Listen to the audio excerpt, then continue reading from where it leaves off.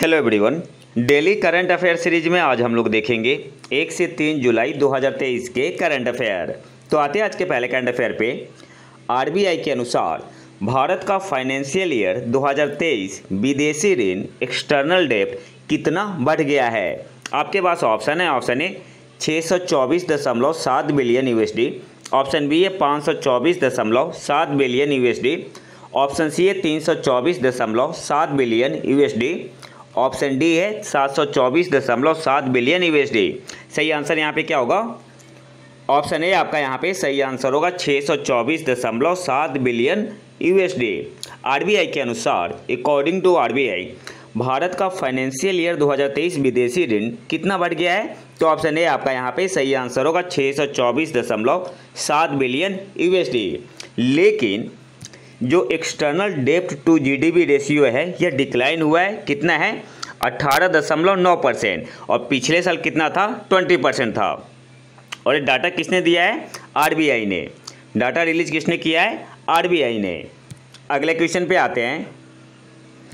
Tomato grand challenge hackathon की सरकार की हालिया घोषणा ने कृषि और नवाचार क्षेत्रों में उत्साह जगाया है। इसका नेतृत्व उपभोक्ता मामले विभाग ने और किस मंत्रालय के सहयोग से किया है? आपके पास ऑप्शन है। ऑप्शन है एमएसएमई मंत्रालय, ऑप्शन बी है ग्रामीण विकास मंत्रालय, ऑप्शन सी है शिक्षा मंत्रालय ministry of education, option D है आवास और शहरी मामलों के मंत्रालय। सही आंसर यहाँ पे क्या होगा? ऑप्शन सी आपका यहाँ पे सही आंसर हो जाएगा मिनिस्ट्री ऑफ एजुकेशन, शिक्षा मंत्रालय ने। टोमेटो ग्रैंड चैलेंज हैकाथॉन की सरकार की हालिया घोषणा ने कृषि और नवाचार क्षेत्रों में उत्साह जगाया है। इसका नेतृत्व उपभोक्ता मामले विभाग ने और किस मंत्रालय के सहयोग से किया है? तो ऑप्शन सी आपका यहाँ पे सही आंसर होगा शिक्षा मंत्रालय। अगले क्वेश्चन पे आते हैं। ब्रिटेन के राजा चार्ल्स तृतीय और रानी कैमिला ने हाथी परिवार पर्यावरण पुरस्कार एलिफेंट फैमिली एनवायरमेंटल अवार्ड किसे प्रदान किया? आपके पास ऑप्शन है। ऑप्शन है जैक जॉनसन, ऑप्शन बी है स्टीव जॉनसन, ऑप्शन सी है कार्तिकी गोंसाल्वेस, ऑप्शन डी है इनमें से कोई भी नहीं। सही आंसर क्या होगा? ऑप्शन सी आपका यहाँ पे सही आंसर होगा कार्तिकी गोंसाल्वेस। ब्रिटेन के राजा चार्ल्स तृतीय और रानी कैमिला ने एलिफेंट फैमिली एनवायरमेंटल अवार्ड किसे प्रदान किया? तो ऑप्शन सी आपका यहाँ पे सही आंसर होगा कार्तिकी गोंसाल्वेस को। अच्छा, इनका संबंध किससे है? तो एक डॉक्यूमेंट्री थी द एलिफेंट विस्पर और इसे क्या मिला था? ऑस्कर अवार्ड मिला था भारत की तरफ से। तो इन्होंने इस क्या बोलते हैं डॉक्यूमेंट्री को डायरेक्ट किया था। तो ये पॉइंट भी इम्पोर्टेंट है, आपको याद रखना है। अगले क्वेश्चन पे आते हैं। भारत के साथ त्रिपक्षीय पहल के बीच स्वच्छ ऊर्जा की ओर बदलाव में तेजी लाने के लिए फ्रांस और कौन सा देश सहयोग कर रहे हैं? आपके पास ऑप्शन है। ऑप्शन है यूएसए, ऑप्शन बी है यूएई संयुक्त अरब अमीरात, ऑप्शन सी है नेपाल, ऑप्शन डी है रूस। सही आंसर क्या होगा? ऑप्शन बी आपका यहाँ पे सही आंसर हो जाएगा यूएई संयुक्त अरब अमीरात। अभी कुछ महीने पहले की बात है, भारत और फ्रांस और यूएई के बीच एक ट्राइलेटरल एग्रीमेंट हुआ था to focus on nuclear and solar power, climate change and biodiversity, along with cooperation in defense preparation and in countering infectious disease। तो इतना पॉइंट याद रखना है। जो भारत, फ्रांस और यूएई के बीच एक ट्राइलेटरल एग्रीमेंट हुआ है, किस पे फोकस किया जाएगा? To focus on nuclear and solar power, climate change and biodiversity, along with cooperation in defense preparation and in countering infectious disease। अगले क्वेश्चन पे आते हैं। क्यारिकोस मित्सोताकी को किस देश का प्रधानमंत्री चुना गया है? आपके पास ऑप्शन है। ऑप्शन है फ्रांस, ऑप्शन बी है तुर्की, ऑप्शन सी है इजिप्ट, ऑप्शन डी है ग्रीस। सही आंसर क्या होगा? ऑप्शन डी आपका यहाँ पे सही आंसर हो जाएगा ग्रीस। क्यारिकोस मित्सोताकी को किस देश का प्रधानमंत्री चुना गया है? तो सही आंसर क्या होगा? ऑप्शन डी ग्रीस का। अच्छा, ये कौन से पार्टी से है? इनकी पार्टी का नाम है न्यू डेमोक्रेसी कंजर्वेटिव पार्टी। तो पार्टी का नाम भी आपको याद रखना है। अगले क्वेश्चन पे आते हैं। कौन सा देश आईसीसी विश्व कप 2023 के लिए क्वालिफाई करने में विफल रहा? आपके पास ऑप्शन है, option A West Indies, option B है श्रीलंका, ऑप्शन सी है जिम्बाब्वे, ऑप्शन डी है बोथ ए एंड सी। सही आंसर क्या होगा? ऑप्शन ए आपका यहाँ पे सही आंसर हो जाएगा, वेस्ट इंडीज। अगले क्वेश्चन पे आते हैं। WCC के वैश्विक प्रतिस्पर्धात्मकता सूचकांक 2023 में भारत का स्थान क्या है? सिंपली आपसे पूछ रहा है, जो इंडेक्स आया हुआ है ग्लोबल कम्पिटिटिवनेस इंडेक्स 2023 में भारत का रैंक क्या है? आपके पास ऑप्शन है, ऑप्शन ए 38, ऑप्शन बी है 25, ऑप्शन सी है 40, ऑप्शन डी है 49। सही आंसर क्या होगा? ऑप्शन सी आपका यहाँ पे सही आंसर हो जाएगा 40। ग्लोबल कम्पिटिटिवनेस इंडेक्स 2023 में भारत की रैंक कितनी है? तो 40 है। और टॉप पे कौन है? तो डेनमार्क, आयरलैंड और स्विट्जरलैंड टॉप 3 पे है। और इसके बाद क्या बोलते हैं, सिंगापुर चौथे स्थान पे है, डेनमार्क पहले, आयरलैंड दूसरे और स्विट्जरलैंड तीसरे, टॉप 3 में है। चौथे स्थान पे सिंगापुर है। फिर आपका है नीदरलैंड 5वें स्थान पे, और नीदरलैंड के बाद ताइवान, हांगकांग, स्वीडन, यूएसए और यूएई। अगले क्वेश्चन पे आते हैं। अमित शाह ने किस शहर में अक्षर रिवर क्रूज लॉन्च किया? आपके पास ऑप्शन है, option A Varanasi, option B है अहमदाबाद, ऑप्शन सी है उदयपुर, ऑप्शन डी है पटना। सही आंसर यहाँ पे होगा ऑप्शन बी अहमदाबाद। अगले क्वेश्चन पे आते हैं। किस गुट ने सॉलिडेरिटी एक्सरसाइज नामक संयुक्त स्तरीय अभ्यास आयोजित किया है? अच्छा, ऑप्शन नहीं पढ़ रहा, मैं सीधे आंसर बताते हुए चल रहा हूँ। ऑप्शन ए आपका यहाँ पे सही आंसर हो जाएगा आसियान। किस गुट ने सॉलिडेरिटी एक्सरसाइज नामक संयुक्त सैन्य अभ्यास आयोजित किया है? तो ऑप्शन ए आपका यहाँ पे सही आंसर होगा आसियान। अगले क्वेश्चन पे आते हैं। किस संगठन ने भारत में बहुविषयक शिक्षा और अनुसंधान के लिए 255.5 मिलियन अमेरिकी डॉलर का ऋण स्वीकृत किया? सही आंसर यहाँ पे होगा ऑप्शन सी वर्ल्ड बैंक ने। किस संगठन ने भारत में बहुविषयक शिक्षा और अनुसंधान के लिए 255.5 मिलियन अमेरिकी डॉलर का ऋण स्वीकृत किया? तो ऑप्शन सी आपका यहाँ पे सही आंसर होगा वर्ल्ड बैंक ने। किस देश में मधुमक्खी के छत्ते को अब तक दर्ज की गई दूसरी सबसे अधिक मृत्यु दर का सामना करना पड़ा?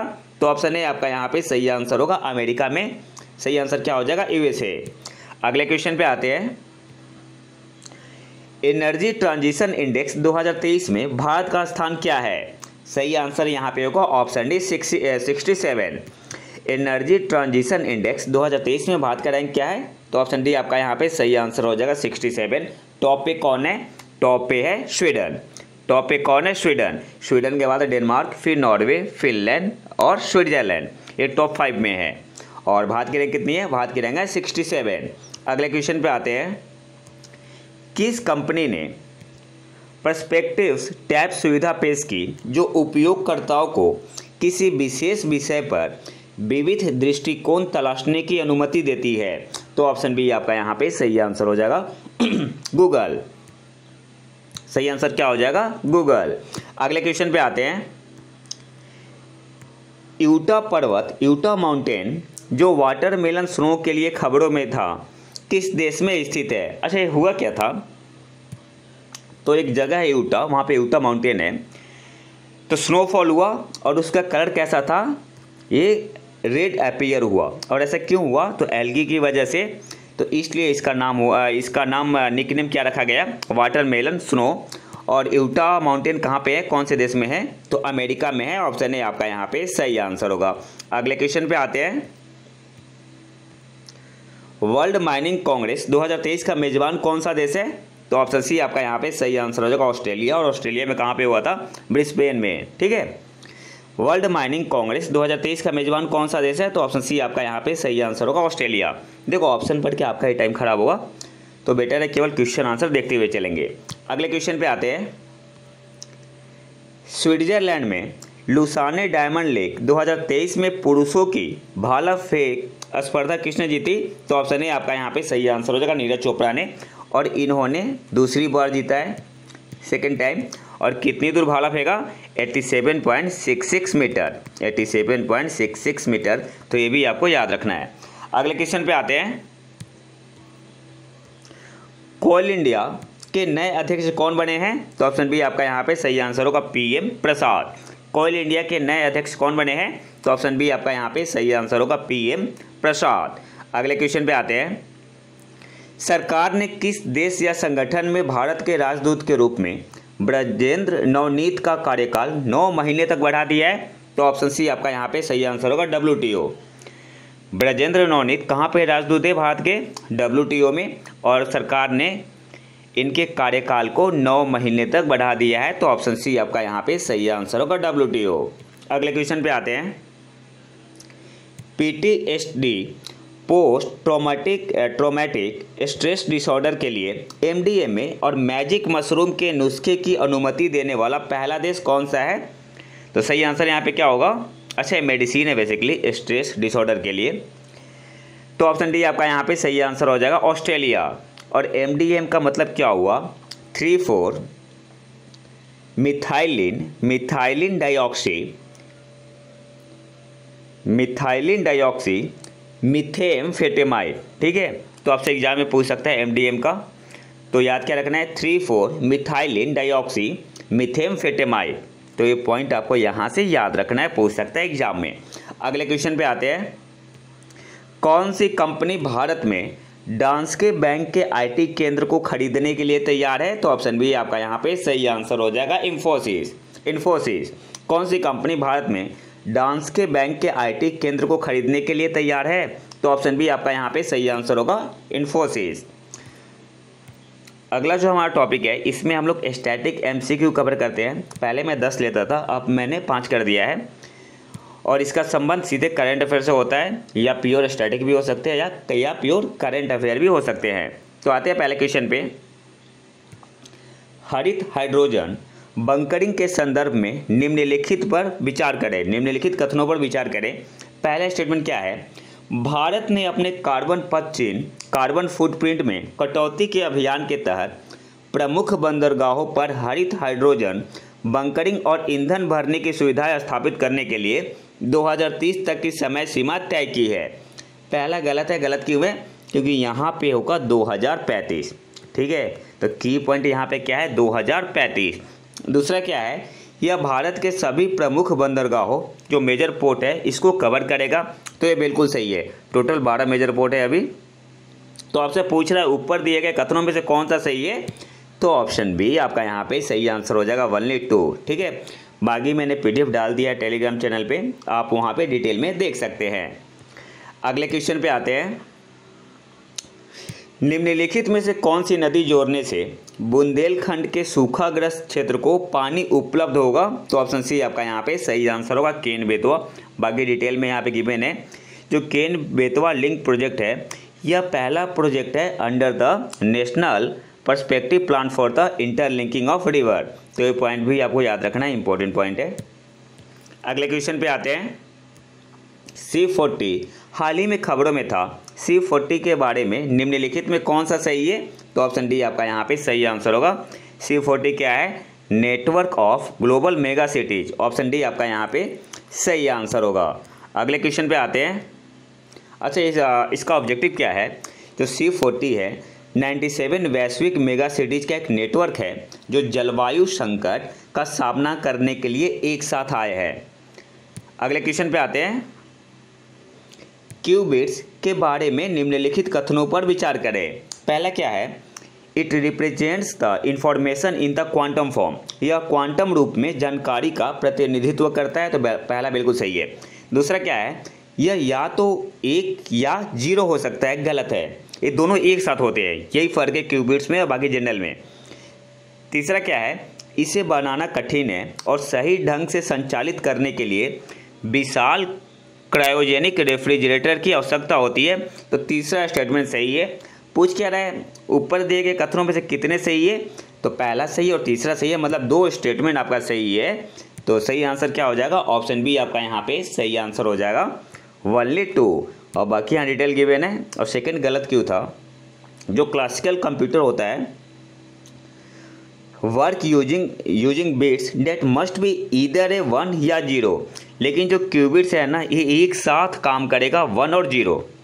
तो ये डिफरेंट है। अगले क्वेश्चन पे आते हैं।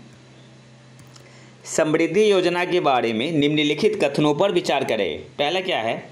यह योजना पूरे भारत में बुनियादी ढांचे के विकास के लिए नगर निगम के राजस्व को मजबूत करेगा। गलत है। गलत क्यों है? पूरे भारत के लिए नहीं है, नई दिल्ली के लिए है। दूसरा क्या है? यह दिल्ली में अधिकृत और नियमित कॉलोनियों के निवासियों के लिए एक मुफ्त संपत्ति कर माफी योजना के रूप में काम करेगी। तो दूसरा सही है। पूछ क्या रहा है? ऊपर दिए गए कथनों में से कौन सा सही है? तो ऑप्शन बी आपका यहाँ पे सही आंसर होगा, 1 बाकी यहाँ डिटेल गिवन है। और आपको याद क्या रखना है? समृद्धि का फुल फॉर्म याद रख लो, एग्जाम में पूछ सकता है। तो समृद्धि का फुल फॉर्म क्या है? Strengthening and augmentation of municipal revenue for infrastructure development in Delhi. तो ये आपसे पूछ सकता है एग्जाम में, तो फुल फॉर्म आपको याद रखना है। तो ये तो था हमारा आज का लेक्चर। अगर आपको इसका PDF चाहिए तो हमारे टेलीग्राम चैनल प्रतीक कैलकी को ज्वाइन कर सकते हैं। और अगर वीडियो पसंद आए तो लाइक करें और चैनल को सब्सक्राइब जरूर कर लें। मिलते हैं नए वीडियो में नए टॉपिक के साथ। तब तक के लिए नमस्कार, जय हिंद।